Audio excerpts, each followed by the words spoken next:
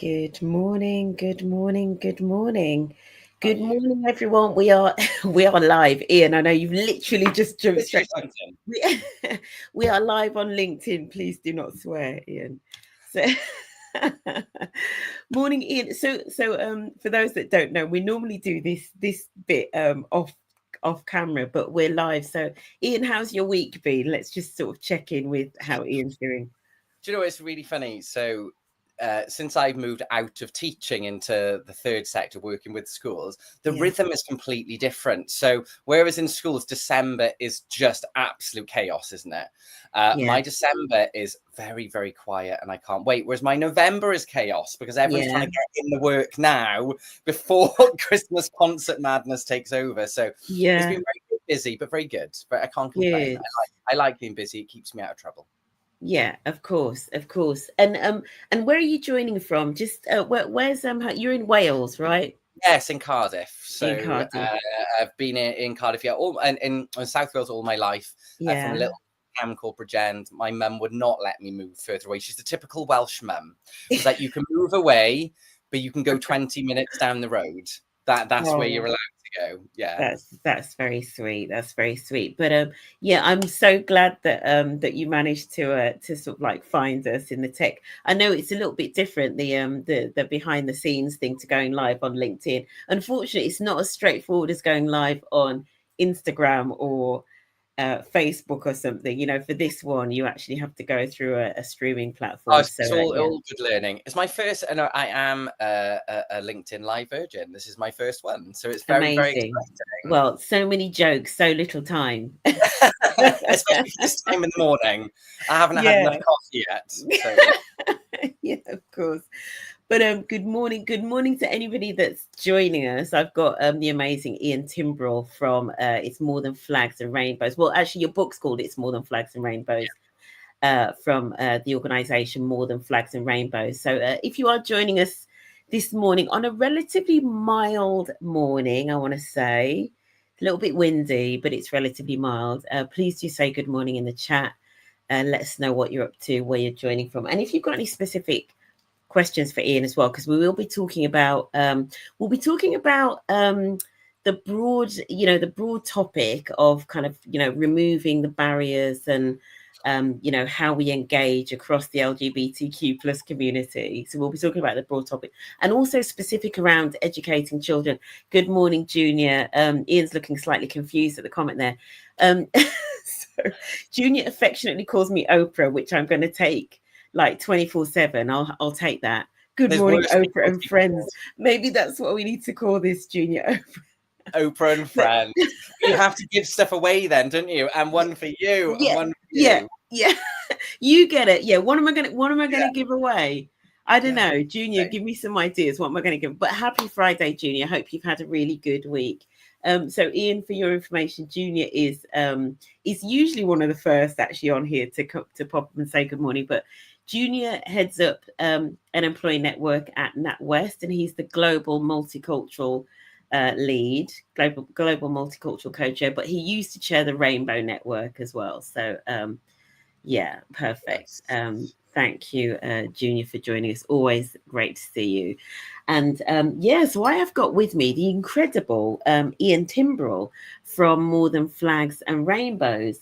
Um, just tell us, Ian, just a little bit about your journey from teaching. So for those that don't know, Ian is an educator by background, so schools, small humans, and then you're now in the world of still, I guess, educating and sort of bringing education and learning and development into schools, but from a very different perspective. Which I absolutely love, and the organisation. The title sort of gives it away, More Than Flags and Rainbows. But just tell us a little bit about your journey from the classroom to this, because it is an incredible story. I mean, Um, I always do unexpected things. So I yeah. never wanted to be a teacher. Actually, go on, Shell. What do you think my first job I wanted to be was? What did I go to university for? Do you know what? I should have looked this up and stalked it. Journalism, maybe? Oh, not even close. No. No. I was going to be a brain surgeon. I went to medical school. No way. And it did not work out for many reasons. But yeah, that was my original plan. And I sort of fell into teaching when I was a bit older. And it was really weird because I went to university to be a doctor because that's what everyone in school told me I should do. Yeah. You know, typically it was the Labour government at the time. Everyone had to go to university, you know, Yeah. even if you didn't want to. But also, you know, I was good at maths and science, so you have to do medicine. And I hated it. I hated it. And I fell into teaching. Simply, I'd lost my job and I went to volunteer in a school and loved it and never looked back. And my career has been littered with random things. So I became IT advisor for a year over 4 local authorities. Right. My initials are ICT. So it was the perfect job. And then I worked in a school with incredibly high deprivation. We had 65% free school meals for 12 years. I was there altogether, including as a student, and I loved it. It was great. And then it was time for me to get a deputy headship, and I moved to a deputy head school. And the school I went to was amazing, and I loved it. It wasn't amazing in terms of standards when I got there, and the head and I had a huge job to do to turn it around, but we did, and we were incredibly proud. But towards the end of my time there, I've been there about 4 years. And I was looking at headships, and to be honest, looking back, I didn't want to be a head. I just didn't want. But you're not allowed to say that as deputy. You're not allowed to say, "Oh, I want to stop at deputy head." You have to be head, you know. And even I would have people tell me, "Oh, you're blocking the way for other people," and things like that, you know. But yeah, I sort of went through it. But anyway, 2 things happened which meant I left teaching. One was we did a whole unit on gender neutral fashion, and we learned about the history of fashion, learned about the history of high heels. So like the fact that high heels were originally invented for men in the military, and, you know, and things like that. And the children designed either gender neutral or gender sort of unexpected clothing. You know, they replayed the gender, and it was fab. The stuff in year 5 was amazing. And one of the kids dared me to wear a pair of heels. And I did, but I've got quite big feet, and so I could only get like drag queen stripper heels. That's all I could get. What they call like pleasers, I want to say. Please, it's only 8:37 in the morning. I'm on it already. Yeah, something like that, maybe. Oh my god, you should have seen me, right? I was like in my little flat, wobbling for 2 weeks trying to walk in these heels. It was so funny. No way. No, I did this fashion show, and the kids thought it was brilliant. They loved it, and it really helped to reduce stigma around clothing in our school. It really did have a huge impact. And suddenly I became a viral sensation, and this picture was online. It was everywhere, millions and millions of views, and most of the comments were really supportive, but unfortunately there were some horrific comments, including a death threat at one point. And you know, all because a man wore a pair of heels.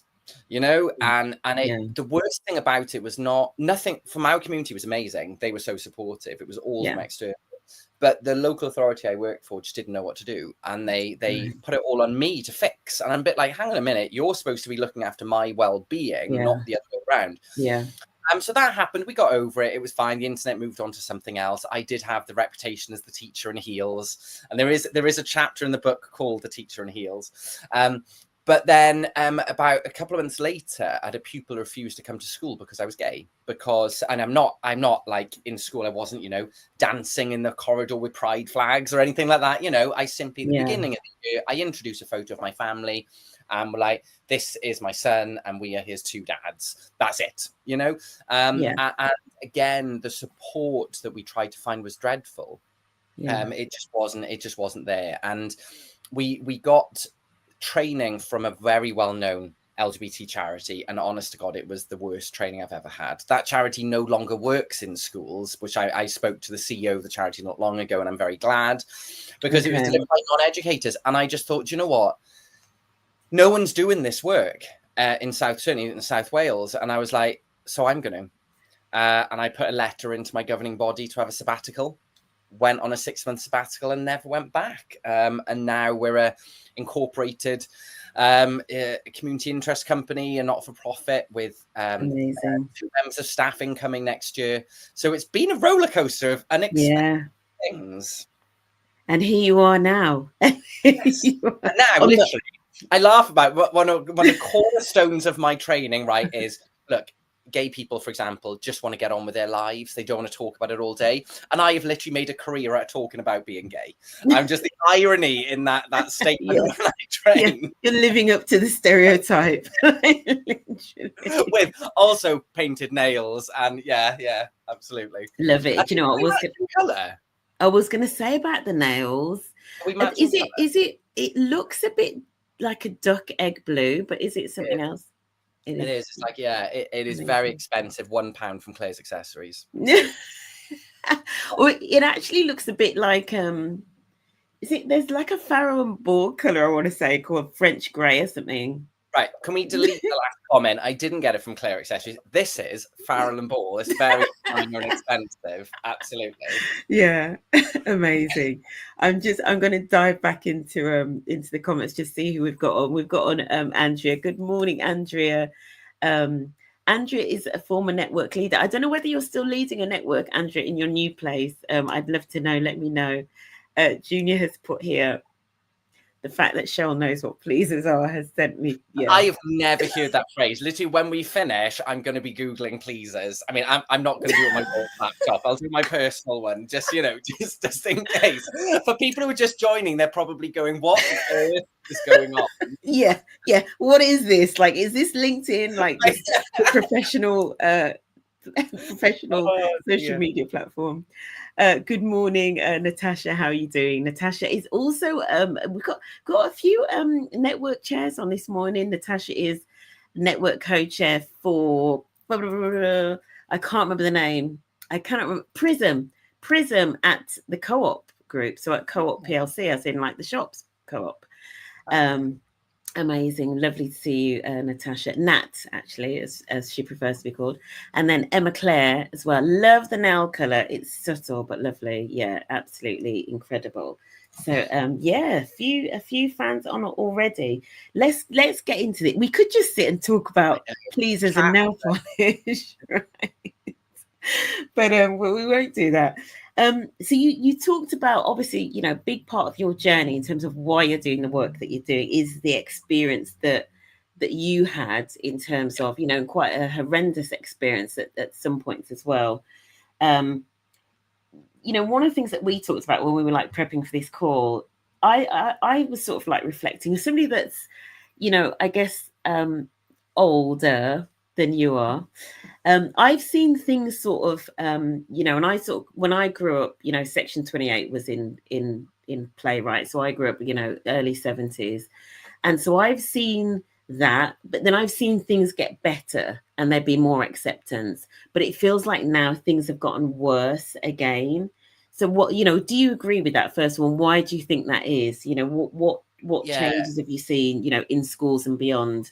I think it's a really complex situation, because I think one of the reasons that we see it more is because of social media. So whereas 20 years ago, if it was happening, you just didn't know about it. You'd only find out about it because of the media. So I think we have to bear that in mind, that for the first time, this information about any type of prejudice is at our fingertips. So that we have to bear that in mind.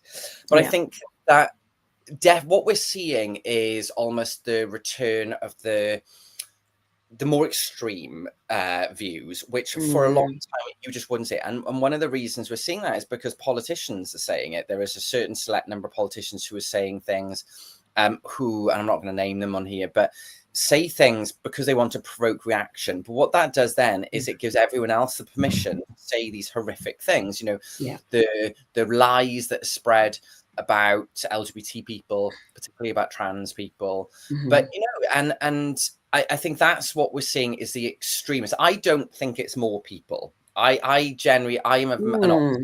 feel like actually the majority of people are more accepting than ever. There is this extremist group that are louder and more confident. The things they say, particularly when it comes to homophobia, transphobia, and racism, are just so extreme now. We only have to look at the immigration debate, don't we? And the things that are said there. And I think that those people are emboldened. But I think because of social media now, whereas even 10 years ago, they would have been an isolated person, now they've got their collective community that they can join. And so they embolden each other. And I think that's what we're seeing, is that this group of people are getting louder and louder.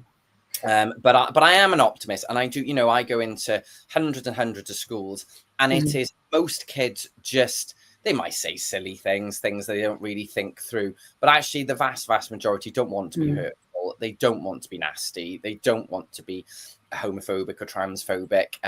You know, I think I am an optimist in that way. I think I'd agree with that. You know, I do think there are fewer people that are homophobic or transphobic as well. And what you were saying there about social media, there's something about that. It's like the amplification effect of just one or two individuals, especially if they're organized, which we know that happens on social media. You know, it even happens on LinkedIn as well. When people get organized and they have almost like a cabal, right? I'm not going to go all conspiracy theorist on us, but sometimes people have, you know, they have like a little group, you know, sometimes people have groups offline on WhatsApp, you know, and they all sort of like, you know, coordinate that, you know, when one person posts, they're going to all pile on, or if somebody posts on a particular topic, and it amplifies it as though that's what the majority think, when in fact that's not the case, right? No, and I think that's the trouble, is these people, many of these people you see in these groups, the leaders are very well connected people, but the followers you often see are quite vulnerable people, and don't necessarily have those networks in person. So from their perspective, everyone they are speaking to every day holds the same views as themselves. So convinced into thinking that that's what society is thinking, but actually it's not. Yeah, exactly. I mean, you talked about sort of like the role of politics, media, social media, etc.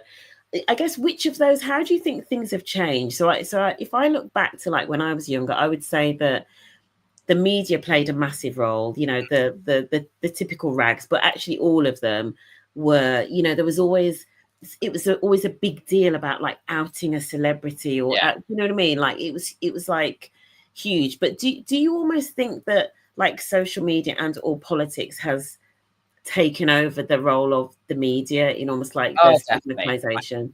You know, I think the media has very little impact anymore, really. I think where they do have an impact is, for example, certain news stations and newspapers, they then use social media. So they know that their actual news channel or their newspaper or a magazine or whatever they are, that's not where the power lies anymore. And what we're seeing is quite provocative headlines designed to cause engagement on social media. And they're often very, very misleading. But what you get, loads of people going on, they don't want to pay to read the article. They assume what the article's about and pile on with their prejudice, you know, and that again, that's a huge issue, because whereas previously you'd have watched a news article, you'd have heard all of the sides and everything like that. Now people are literally just reading the headline. The newspapers particularly have caught on to knowing that we can make loads of money out of that, because we don't need people to read the article. We can make money. All we need is someone to click on something to get an ad, and we make money, you know? Exactly. So I think that social media has a lot to answer for.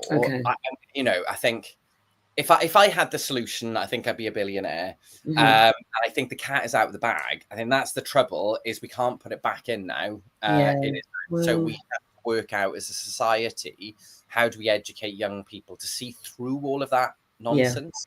You know? Well, I mean, there's a rabbit hole that we may go down into in terms of social media, but before we dive into that rabbit hole, politics. So you mentioned, you know, politicians might say something.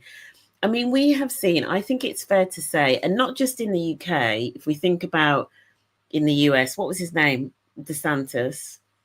Oh, Ron DeSantis. Ron DeSantis. And, you know, so there's a few like key individuals, Ron DeSantis. And then if you think about, you know, some of the key figures here as well, there almost has been, been a real weaponization, that's the term I would use, or politicization in particular of homophobia and transphobia as well, actually. Or at least, you know, the politicians themselves wouldn't say it's homophobia or transphobia. No. They would say it's protecting children. That's the line. Which always was kind of like that's always the default. That's always the the go-to reason. Why do you think that now, like in 2020, 2023, 4, 5, why do you think that so many politicians and high-profile politicians have gone for the LGBTQ plus community? I think it's an easy target because if we think about, the Equality Act only came in 2003, so it's still relatively new in terms of in terms of equality and legal terms. It's still very, very new, so it's still fragile, I think. And I do think that there was a sense of complacency around, particularly around homophobia, where when great, it's tackled, it's gone. I know certainly I was complacent about it. I didn't receive homophobia for maybe 15 years. So I went, great, we've solved it. But actually that complacency, what it did then is has allowed other people to use it as a weapon. Because it's not embedded in society yet. And I think that what we're seeing is very skilled politicians, and no matter what you think of him, Trump is a very skilled politician. He wouldn't become president of the United States without it. May not be the politics you like, but you can't argue with his results. And what he's very, very good at is making people angry. Because if you make people angry, they post about it. If they post about it, your name is appearing everywhere. And this is the thing, it is that old trope of any news is good news, or what's that? Any, you know what I mean? Any publicity or something. Yeah, that's everything. Yeah. And it is. And Trump has probably got it. If you look at where he is on everything all of the time, he does more social media, more interviews than any other president in history. Because he knows that what he wants to do is swamp the world with anger. And he goes after many, many, many different targets. So it's not just LGBT people. They're just one of a series of people he goes after, because he knows he'll then get those headlines. And all you need is someone to be angry about one thing he brings up, and they'll vote for you. And we're starting to see that in the UK. We're starting to see that with a certain party in the UK that is properly putting out all of these, dog whistles. And calling for it, because they don't need to agree with 99 out of 10 of the policies. All they need to do is agree with one that they get angry about, and then they'll vote for you. And I think that's it. It's not targeting LGBT people. It is using LGBT people to, it's the same with small boats, isn't it? It is not about immigration. It's using that argument to get money and attention. I've never heard somebody talk about that as a strategy for Trump before. So I'm literally, my brain is like I did not come up with it. I'm not just an analyst. Lewis Goodall on the News Agents talks about it quite often. That's so interesting. And when you see it, and you do see, because he literally floods. He doesn't like, the whole thing about the interview with Zelensky in Ukraine. He doesn't care. And I think the LGBT people are just the latest people. So, for example, this week he cancelled World AIDS Day in America. And then the US government is no longer going to be recognizing World AIDS Day. And, that's not because for any rational reason, but he knows now you've got loads of people going out and shouting about it, and Trump's name, as you mentioned, again and again and again and again. It's that type of thing. It's, My mind is blown. My mind is literally blown. I am going to have to properly delve into that. I tell you why, because I'm going to circle back on this rabbit hole, and then I'm going to dive into the comments a little bit. But I was listening to Desert Island Discs, right, because I am really old, right, with Sir Tim Berners-Lee, who created, obviously, the World Wide Web. I listened to that one. Yes, I did listen to that. And he was talking, wasn't he, about that he thought that the algorithms, so two things. First of all, that the algorithms are addictive and it should be illegal. But also, I've been reading some other stuff that he says, and it's about how the algorithms are fueling anger, and also are fueled by anger. Do you know what I mean? And so when you said there about, actually some of this is really just about people that are using anger as a strategy to effectively to accumulate power, right? This is what it's about ultimately. And effectively then different communities become the target of that, because they see that it's an effective way of galvanizing support. It's crazy, right? It is. And, and we do see it for certain political persuasions using it. But unfortunately, the other side haven't got a defense at the moment. And I often said this, you know, if we're whatever your opinion of the Labour Party at the moment, the one thing you can say is their communication is dreadful, and you've got people shouting these awful things. Where is the opposition to it? Absolutely. It's meek. It's not brave enough. And actually, the reason that, for example, if we talk about LGBT rights, the reason it changed is because of protest, because of loud voice, because of people who weren't afraid to stand up and say that things need to change. And I don't feel, particularly on the left, that that voice is there. And unfortunately, you know, certain political parties are using this method very, very well. Let's let me just dive into the comments in here and just sort of see who's on. Andrea, so I can see that you said that you're taking a break from leading the network. It's tiring work, Andrea. I totally hear you. But you're a chair at a school governing board. So this session, we're going to get into the angle specifically from schools shortly. So we'll be doing that. Raj Kumar, good morning. Thank you for joining. Keep challenging the stereotype. Love the painted nails. In my local council office in London, we have a senior management team member gets his nails painted whenever they take a session with senior management. Absolutely, right? It's what it's about. Good morning, Sylvia. Hope you are well. Emma Claire has said, the internet also allows people to insult anonymously, and anonymous people, things they wouldn't say about Bob next door, they would say about a generalized group. Yeah, it sort of dehumanizes, doesn't it? It has this dehumanizing effect in terms of the way we interact. And then Nat has said, I put so much faith in our youth. So it's a bit of optimism, thankfully, seeing the way my children and their peers talking gender diversity or taking gender diversity, all diversity in their stride is so uplifting. I mean, the kids are totally leading the way on gender diversity. It's kind of almost like a non-subject, right? Whereas in the workplace, we're like getting all aerated about pronouns and all of that. Anger as an easy path to engagement. Good morning, Adrienne. It's a really fun, honestly, you've really got me thinking about that one, and in terms of as a strategy, and I will definitely delve into that. Let's get onto the positive bit. What is it that helps to reduce homophobia and transphobia? And what is the role that parents and schools and organizations, etc., can play to actually, especially to get kids when they're young? What is it that we can do? What works? But homophobia and transphobia essentially comes from sexism, and misogyny. That is where they come from, because they don't conform to the strict, rigid gender roles in society. And that's why if you've got two men in a relationship, you don't tend to hear it very often. But certainly when I came out, one of the questions you'd always get asked was, who's the woman? And I'm like, what are you actually asking here? Are you asking which one of us does the dishes? Because if that's the case, how misogynistic of you. If you're asking which one of us is a particular position, then I know it's not even 9 o'clock in the morning. It's fine. It's fine. We've done pleasers and everything already. I know, right. But I'm like, what are you actually asking in that question?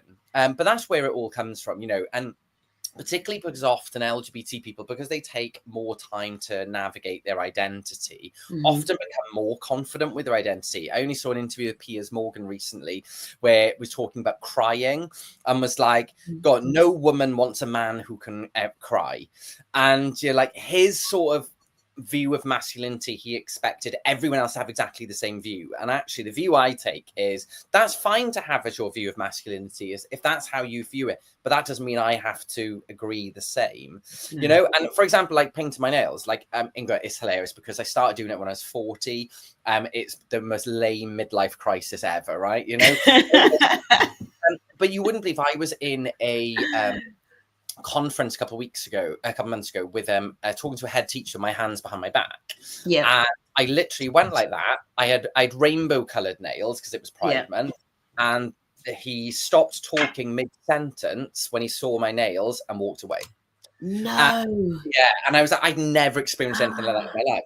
So that's what we have to always think as schools. What we're trying to undo is those rigid gender and sex expectations. So from the very, very young age, showing books with diverse families, showing books where we're challenging those stereotypes with all types of stereotypes. And the one thing I always say, particularly when we're talking about, key stage 1, foundation phase, foundation stage, don't teach about diversity, just show it. So, for example, I don't need a book that says, this is two dads. This is some families have two dads. What I need to do is show a book like this, which is a book about baking. It's a beautiful story, but it happens to have two dads in it. Right. You know, if I've got a book with children that have disabilities, it's not talk about the disabilities as a lesson. Let's just have the character with a disability in a story. Because actually, what sometimes happens with marginalized communities is we get that's literally all our life is. It is. We don't talk about anything else. You know, so that's disability or race or sexuality, gender. So we need to instill that from the very early days of childhood. And we have to make sure our classrooms aren't accidentally reinforcing gender. So you know, I went recently one where they were doing weddings. It was a lovely wedding. They gave the girls a wedding dress to design. They gave the boys a wedding suit to design. I said, well, why have you done that? Why can't they just design whatever they want? A friend of mine who is straight got married in a suit. Is that wrong? You know, is she wrong? We need to be really careful that we're not accidentally reinforcing those. So that's the first thing when we're younger. But actually, when children get older, then we need to actually call it out. And, you know, and keep to actually talking about homophobic phrases, particularly it's so gay. Every school I work in at the moment pretty much tells me there's an issue with kids saying it's so gay. And the excuse I always get is, oh, but they don't mean it like that. Okay, let me flip it for you then. If it was a particular racist term, like the N word, would you say, oh, but they didn't mean it like that? No, you wouldn't. You would shut it down immediately. And actually, there is this is where I think LGBT has got work has got a lot of to learn from anti-racism work. And I've talked about it recently. I do think it has a lot to learn. I think there's far better zero tolerance in anti-racism. On homophobia. And actually, do you know what? If they don't know what it means. So as a teacher, did you explain what it meant and told them it's not okay? Because if you let them go on and on saying it, it's not good enough. So we have to have that zero tolerance around that language and educate. And when we get to secondary school, you know, it's really, for me, it's about showing the support and the role models and giving the groups to different people that they access and things like that. So there are, you know, it's being really proactive, but to me, it all starts in the early years. I think the pressure is often put in secondary schools, but actually, if we start that work in the early years, the long-term impact will be far. Yeah, definitely. Oh, so much to cover there, Ian. But when, you know, as you were talking about the, you know, you where you started with, you know, you sort of said it's linked to sexism and misogyny. And I started thinking about, because the gender coding, right? The coding that we have, the traditional norms, the book, The Patriarchs. I don't know if you've come across it, The Patriarchs by Angela Saini. In that book, I mean, she's excellent, you know, and she's done a lot of YouTube videos and stuff like that, so people can check it out. But within that book, you know, the book isn't just about, you know, even though the subtitle is How Men Came to Rule, but actually a lot of the book is about gender norms and the fact that when you look at lots of other different societies, particularly historically, the gender norms weren't the same. You know, even societies where women were actually quite physical and in size actually was sort of more similar to the men because they didn't starve themselves to stay skinny. Do you know what I mean? It's like, it's really interesting how when you start to realize that, you know, there aren't as many differences as people purport, right? And especially when it gets to how the brain works and all of that. So yeah, there's something I think for us as adults about how we challenge our views of gender norms, you know, like you were saying, in terms of, you know, those questions that you ask, you know, what is or isn't acceptable or appropriate. So I think we've got some educating to do of ourselves, do you know what I mean, in terms of whether that be about sort of like gender roles, whether it be about even just like, you know, the biology of sex and gender, you know, get really educated, especially if you're in the kind of education and training space. So I wanted to pick up on a couple of the comments. Andrea said here, it's absolutely wild what people think it's acceptable to ask when they realize you're part of the LGBT community. I've had a fair few intrusive questions about how we created our family. What would you say about that? How do you respond to questions like that about, you know, that are, you know, bordering on rude? So I always flip it. So, for example, one of the comments that used to always be said to me was, I've got a lovely activity that I do where I say to people, right, I give them all questions that they've got to ask each other. And one of them is like, when did you turn straight? You know, when can you be my straight best friend? You know, oh, you're straight. That's such a waste. You know? And honestly, but they do exactly what you're doing. They laugh, and it's so funny. And they're just like, "Oh my god, no one would ever say these things, wouldn't they?" Because do is change one word. And you know, I have been told you're gay. It's such a waste. You know, is it? I'm married. I have a child. I run a very successful organization. I have a lovely house. What's a waste exactly? I'm just like, you know, I know it's coming from a good place. It really is. You know, and that thing of say it, and so that's why I always get people to, you know, if someone says to me now, no, who's the man, who's the woman, I float back to them and go, which one of you is the man and woman then? Because I'm not sure. And you see the bamboozlement in their face as if to go, but hang on a minute. So I always flip it back as if to go, would you, if you just got to change that word? And it works really well for other aspects as well, you know, like race, for example, and things like that. Would you ask for the majority? If you wouldn't, would you ask that for the majority? No, I love it that. Does add, you know, the minority stress model, which, you know, it does add stress to people who feel like they constantly have to give away details of their life that are not, quite frankly, none of your business. But I have to say, with that caveat, I know it always comes from a good place. 9% of the time, it comes from a good place. It is people's ignorance about it, and actually, what we do rather than asking that question, push it back to them with a question, because then they will learn and they will reflect. You know, we have to appreciate that everyone is on a journey. When I think back to I grew up in this little village in Wales. It was all white middle class people, right? That was it. It was honestly, it was like a conference for a certain political party. And so I remember when I got to A levels, I had a friend who was born in Bridgend, but had parents from Jamaica. Think of the things that I used to say to him. Oh my God, they're horrific. And now I want to crawl inside and hide.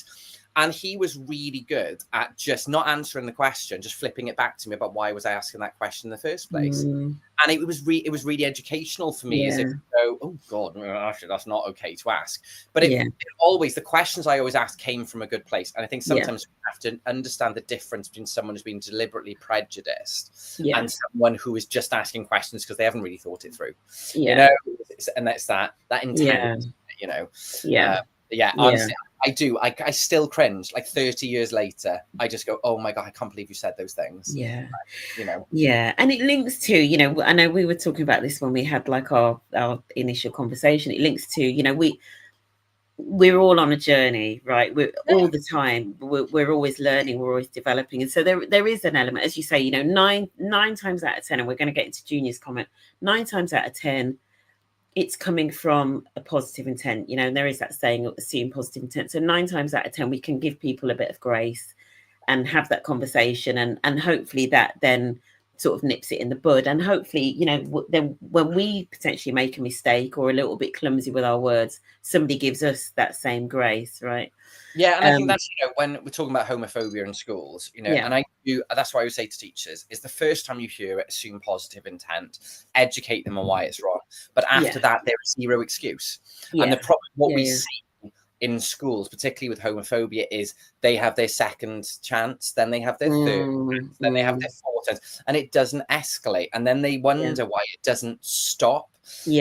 You know, but it is important. If we go in like a ton of bricks and a child genuinely doesn't know what the issue is, actually you have a risk that you could reinforce those prejudices because they might blame that minority. So it is important. But once we've given people that education, there's no excuse. I want to pick up on Junior's comment here. So he's obviously put here, you know, one of the protected characteristics is belief, and we've started to see a rise in people using belief as a reason to be openly but subtly phobic. I'm curious, Junior, I don't know whether you're on, but I'm curious as to whether this is just around gender and like the gender critical, or whether whether you've encompassed in that as also potentially, for example, religious belief that maybe, sort of like doesn't align with LGBT identity. Just if you could clarify that. Because I think there might be a slight difference. Yeah, I don't know if you saw this week, there was a court case about a man who sued NatWest because they had a rainbow flag logo, because he said because of his protected belief, it caused him distress. And I read this genuinely going, oh, this actually went to court. Like genuinely, this guy saw the NatWest rainbow flag logo, sued them. And lost, because you are allowed to believe whatever you want. That case, we have to appreciate that everyone's beliefs are formed from their environment and the people around them. They are entitled, but that just doesn't excuse you to behave you want. And there is a misunderstanding of that in the Equality Act. I often see that people think that it's a bit like, in America, you are allowed. So in many places in America, for example, you can refuse service to someone. There is no Equality Act like we do. Yeah. In the UK. You can believe whatever you want. And what I say to schools where parents might come in and go, this goes against our beliefs, it's about being transparent, but about saying these are the values of our school. And by sending your child to our school, you agree to those values. Yeah. And once I turned around to a parent when I was deputy head and said, do you know what? There is a school down the road that maybe would more align with your beliefs. They went and they were back within 2 weeks, and actually we have to be strong by our values in schools. Children are sent to your school, and if they are, the parents have agreed to your values and we have to stand by them. They have to be able to believe whatever they want. I mean, they can dictate what goes on in the school. Do you know what? I love that. And it links back to, so Junior, in terms of, I know like the end of Junior's point there was around, companies getting scared of being sued for forcing LGBT narratives on people. And it's been an interesting twist. So this is, I spoke about this a while ago with somebody else, and it links, I think, to what you were saying, Ian, around either being very clear about your values, but also being clear about where you stand on things.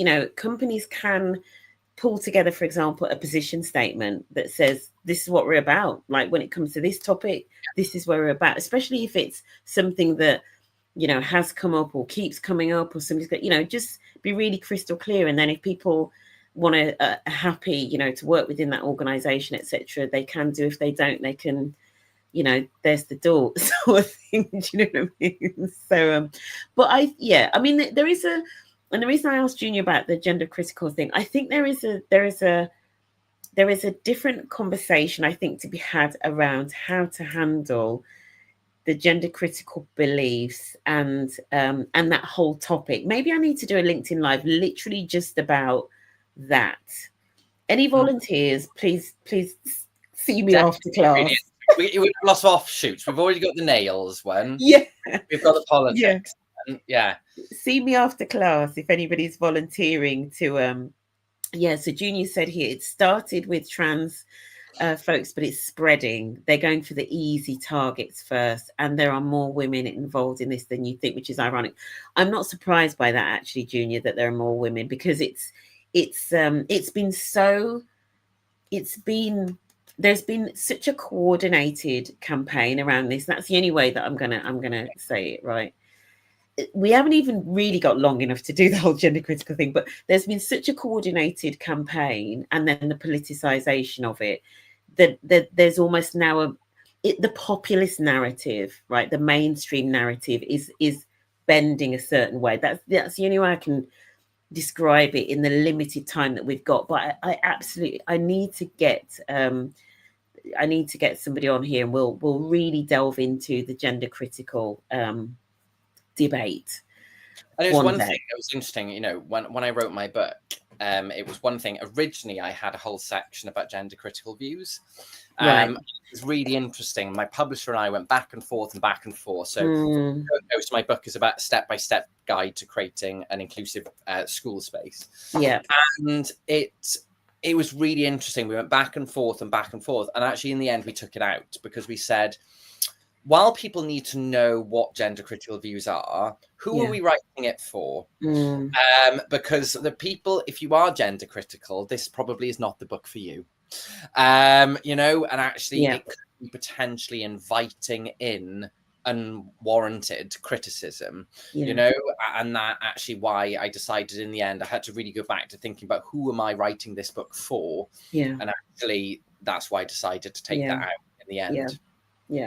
The one thing I would if you are sort of like struggling with this, the one perspective that I think helps, and I think the gender critical perspective is a really useful example for this. The one book I would recommend, so to the folks in the comments who are leading networks, who are having to navigate around individuals in your organization that do hold gender critical beliefs, and then I guess thinking about, you know, schools and stuff, you'll have parents that have those views, right?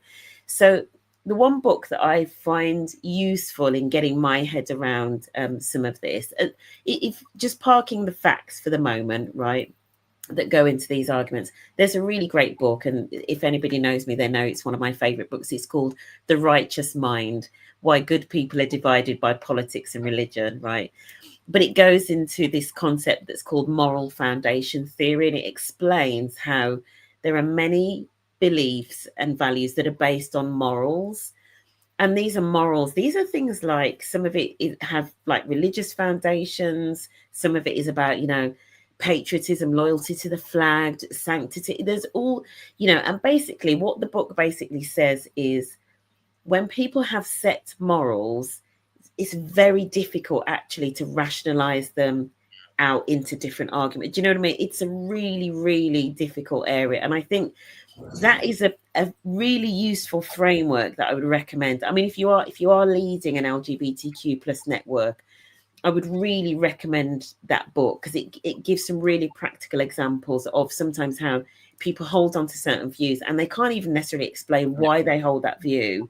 They just do, right? And there's just almost sometimes there's just an element of, we just have to accept that they hold a different view and then figure out how do we coexist in the same organization or on the same planet, right? I don't know if that helps, Junior. Hopefully it does. But I think we need to, I will take an action to pick up on that at some point. I'm gonna bring the conversation back, Ian, to a More Than Flags and Rainbows, because I know that you know, the book and everything is kind of like all just the start. You know, where are you hoping to take it over the next few years, and why is it called More Than Flags and Rainbows? So the name came from a school in Swansea invited me in to see their amazing LGBT work. And honestly, it looked like a unicorn had crapped over the school, right? So there was rainbows everywhere you looked, right? Everyone had rainbow lanyards on, pronoun pin badges. They had a pride club. They had a pride event, everything. The tick box of LGBT inclusion was full, right? Yeah. And then I had what I always do when I go to a school. So one of the things I do is I go into a school, spend the day in the school, and I do what's called a health check. It's an audit, but we don't like the word audit. And so one of the first things I do is I get the oldest pupils, so if it's primary, year 6, if it's secondary, sixth formers, to give me a tour. And they tell you everything. And I said to the sixth formers, I was like, what's it like for a pupil who comes out in this school? And they went, no one comes out in this school. And I was like, why? I was like, oh, because they'd be bullied straight away. So they were doing all of these visual things, which are important. Visual things can make a real difference, but without actually making kids feel safe, they're a waste of time.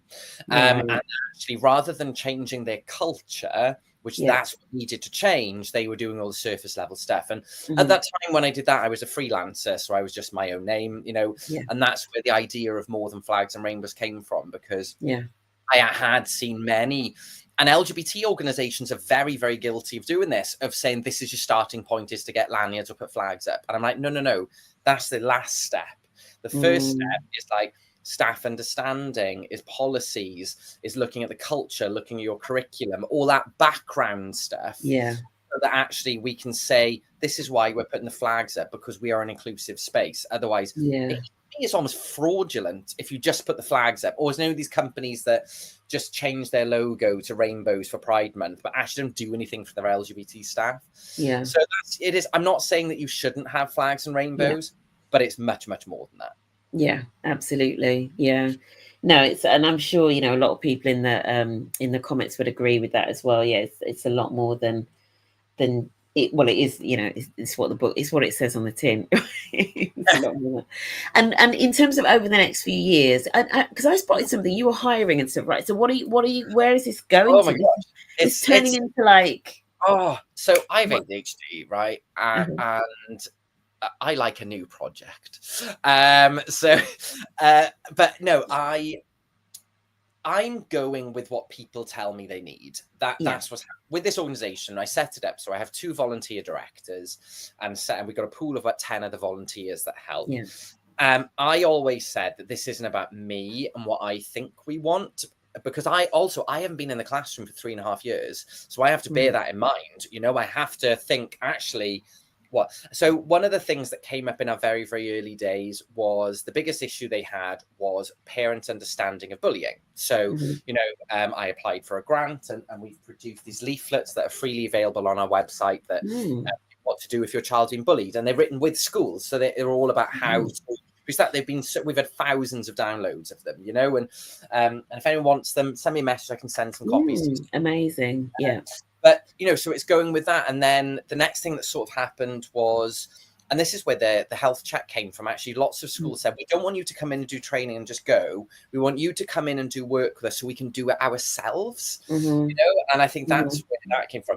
But the next steps are, we just appointed our first full-time members, employed member staff, which is going to run an adoption network in South Wales for adopted LGBT single-sex families, which I'm so excited about, as being an adopter myself. And this is groundbreaking. You're going to get an exclusive, Cheryl. So yes, well, you heard it here first. Oprah and Friends, right? Yesterday, I received a grant to employ a member of staff to run Welsh language training for schools, because there is a third of Welsh schools are Welsh schools, Welsh medium. So my son, for example, went to Welsh primary school where you weren't allowed to speak English. Lots of people don't even know this exists. But unfortunately, there is no one really delivering LGBT inclusion in Welsh, and it's very, very different because the language is different, the colloquial terms are different, and the way, particularly because Welsh is a gendered language, so you have masculine and feminine nouns, so it's very different. And one of the hilarious things about it is that with pronouns, the pronoun for she in Welsh is he. So in HR, it's really confusing, right? So I'm very much listening to people, and one of the biggest things that we've got a resource coming out in a couple of weeks, which is basically got a list of about 100 questions that families may ask you about any aspect of inclusion and how to answer them. And this came from a comment from a nursery school, and we just don't know how to answer the questions. And what I always say to the schools I work with and the organization is, tell me what you want and I'll do it. If you don't tell me, I probably won't know.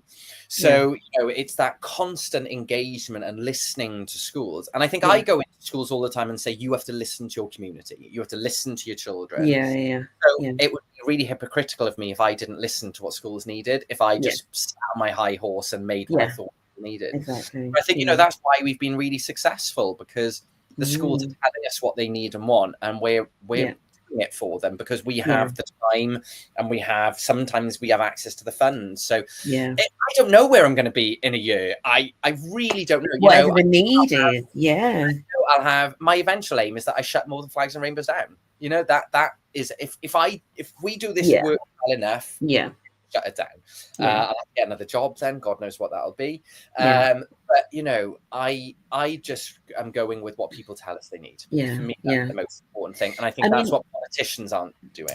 I mean, some of what you've talked about, it really sort of sparked a few thoughts for me. For some of the individuals in the comments, things like, networks, working with different networks. So obviously we've got, sort of like LGBTQ plus networks represented in the comments, but I'm always talking about, collaborating. So, and some of the folks on the call will know this. So collaborating with, for example, women's networks to make sure that there is that close working, the allyship, the tackling the whole gender critical thing, but also, working with the, families or parents and carers network around things like policies around, whether it be adoption leave or carers leave, etc. And all of those things that impact on everyone. So that working together across networks is incredibly important.